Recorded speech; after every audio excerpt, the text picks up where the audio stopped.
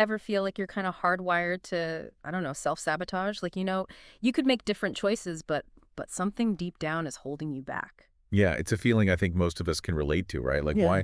why do we struggle with the same patterns even when we know better? Exactly, exactly. So get ready to, well, deep dive into some pretty unconventional thinking on that very question. Okay, I'm intrigued. We're going to be exploring a conversation with Christina Sadin. She channels these, well, spiritual guides. They're known as the Group of Nine. Okay. Now, I gotta be honest, I was a bit skeptical at first, I but Christina's ideas about like human potential and the kind of invisible forces that can, shape our lives, they really got me thinking. Yeah, I hear you. I mean, her central claim is it's pretty startling. She's saying that our DNA itself, like our DNA is embedded with these limiting beliefs, and they've been passed down like from the dawn of humanity. Okay, whoa. So let's unpack that a little bit. What kind of beliefs are we talking about here, and how could they still be like affecting us after, thousands and thousands of years?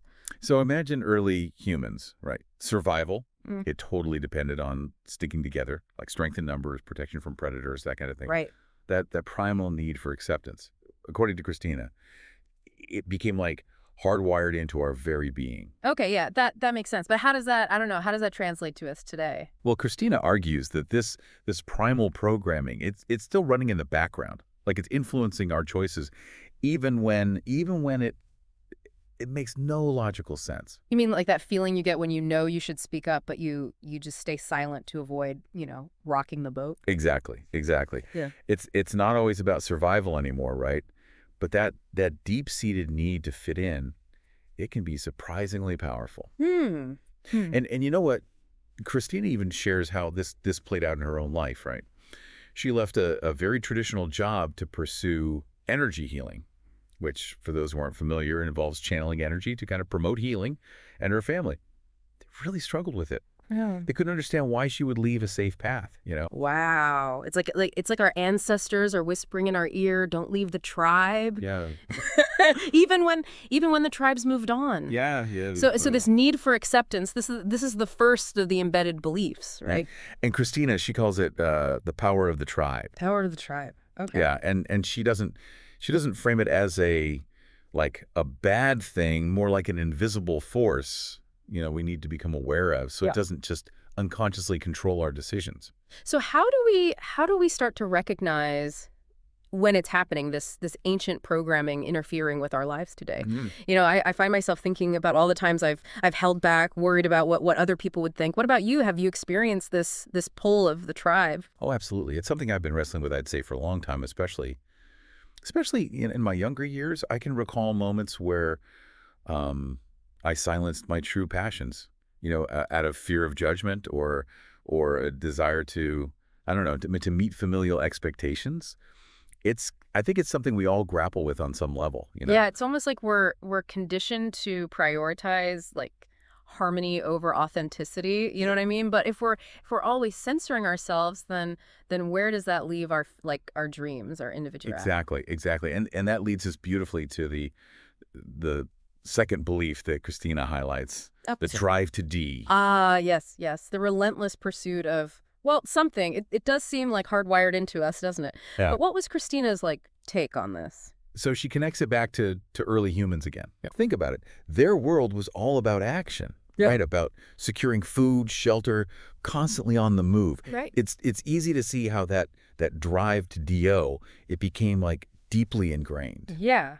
And now we've got this constant pressure to optimize, to hustle, to achieve. It's like our ancestors were hunting for survival, and we're out here hunting for the next promotion or the perfect Instagram post. It's fascinating, isn't it? Because, I mean, back then, busyness, it was literally life or death. Right. Today, we wear it as a badge of honor, even though it often leads to like burnout and disconnection. Yeah, for sure.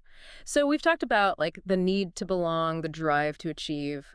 What's the third belief that Christina sees as a like potential roadblock to our full potential? Okay, so this one is particularly interesting, perhaps even a bit unsettling. Oh. The fear of the unknown. Okay. Specifically, Christina suggests that early humans were programmed with a fear of the spiritual realm. Hold on. Programmed, like intentionally. Why would anyone want to limit our like spiritual connection? That's the million-dollar question, isn't it? Yeah. Christina's guides, the group of nine, they suggest it was a way to keep early humans focused on the physical world, on the immediate tasks of survival. I see. I see. Kind of like don't worry about that other stuff. Just focus on finding food and not getting eaten. Exactly. Yeah. Exactly. And while that might have, served a purpose back then, Christina argues that this fear of the unknown, of anything beyond the material realm, it's still holding us back today. So this might explain why like we tend to dismiss those intuitive nudges or those moments of like synchronicity or even just a deep yearning for something more. We label it as like woo woo or irrational because well, we've been conditioned to fear it. You've hit the nail on the head. And Yeah. and this idea, it really got me thinking about like the scientific discoveries that were once considered like Mhm. heresy. Right. Remember when people believed that the earth was flat, Hmm. or that the sun revolved around us? Right. What if our fear of the unknown is blinding us to equally revolutionary truths Hmm.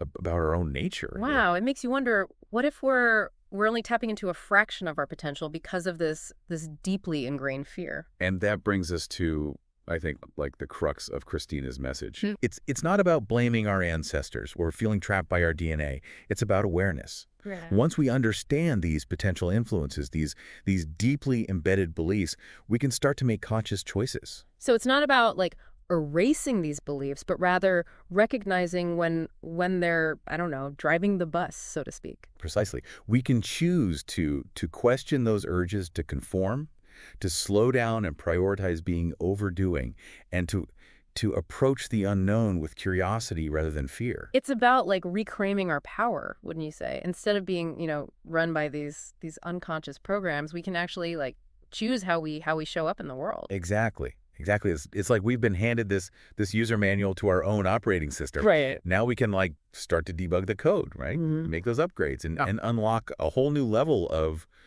experience. This is what I love about Christina's work. It's not just theoretical, right? It's about like practical transformation. So for someone listening who's thinking, okay, this is all fascinating, but like, where do I even begin? What would you suggest as a first step?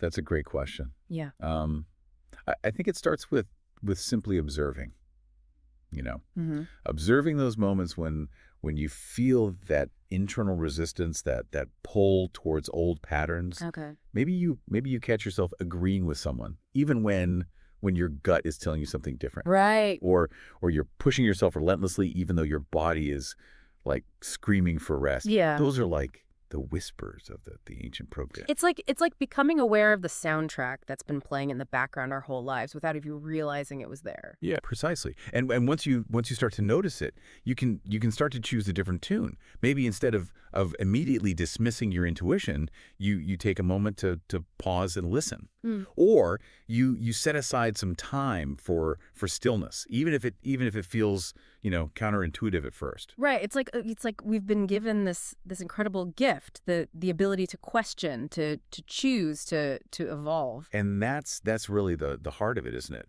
This deep dive into Christina's ideas. It isn't just about understanding our limitations. It's about stepping into our full potential as human beings. So, if even a fraction of what Christina shares is true, I mean, imagine the possibilities. What if by simply becoming aware of these deeply ingrained beliefs, we could, I don't know, unlock a level of creativity, intuition, connection that we never thought possible? What if our evolution as individuals, as a species even, hinges on our willingness to question the programming, to rewrite the code? It's a thrilling and slightly terrifying thought, isn't it? It certainly gives you pause, doesn't it? And that's what we hope this deep dive has sparked for you. A sense of curiosity, a willingness to explore those hidden corners of yourself, and perhaps even a little bit of hope. Hope that there's more to this human experience than meets the eye. Beautifully said.